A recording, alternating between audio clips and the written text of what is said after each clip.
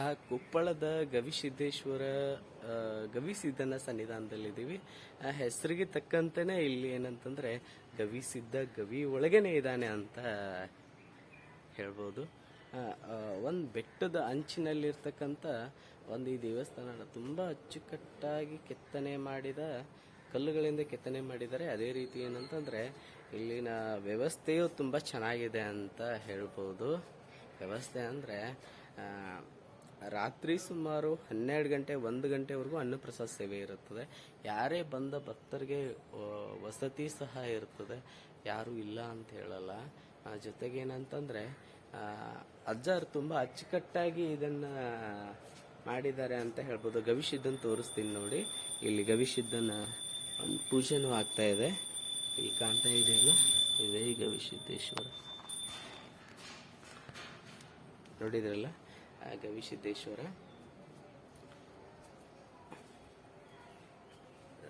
ತುಂಬಾ ಕಣ್ಣಿಗೆ ಮನೋಹರ ಅನ್ಸುತ್ತೆ ಈ ದೃಶ್ಯಗಳನ್ನು ನೋಡಿದ್ರೆ. ನೋಡಿ, ಬೆಟ್ಟದ ಅಂಚಿನಲ್ಲಿರ್ತಕ್ಕಂಥ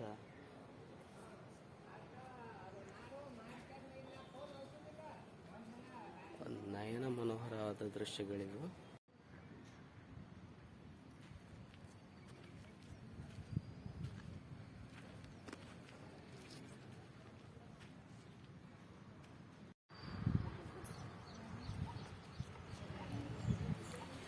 ಬೆಟ್ಟದ ತುದಿಯಲ್ಲಿ ಕಾಣ್ತಾ ಇರತಕ್ಕಂಥ ಕೊಪ್ಪಳದ ಗವಿಸಿದ್ದನ ಸನ್ನಿಧಾನದ ಹಾಗೂ ಆವರಣದ ಕೊಪ್ಪಳ ಗವಿಸಿದ್ದೇಶ್ವರ ಮಠದ ಒಂದು ಸುಂದರ ದೃಶ್ಯವನ್ನು ಕಾಣ್ತಾ ಇದ್ದೀವಿ.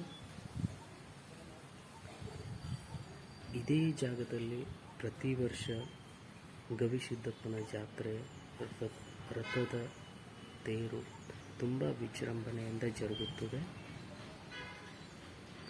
ಲಕ್ಷಾಂತರ ಜನ ಭಾಗಿಯಾಗಿರ್ತಾರೆ. ಹಾಗೆ ಲಕ್ಷಾಂತರ ಜನಕ್ಕೆ ಅನ್ನದಾಸೋಹ ತುಂಬ ಅಚ್ಚುಕಟ್ಟಾಗಿಯೂ ಮಾಡಿಕೊಡ್ತಾರೆ.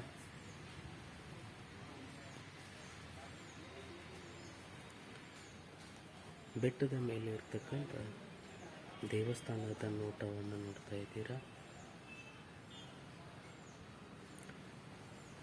ಬೆಟ್ಟದ ತುದಿಯಲ್ಲಿ ಅನೇಕ ಕೆತ್ತನೆಗಳ ದೇವಸ್ಥಾನಗಳು ಕಾರ್ಯ ನಡೀತಾ ಇದೆ. ಕೊಪ್ಪಳದ ಗವಿಸಿದ್ದೇಶ್ವರ ಮಠದ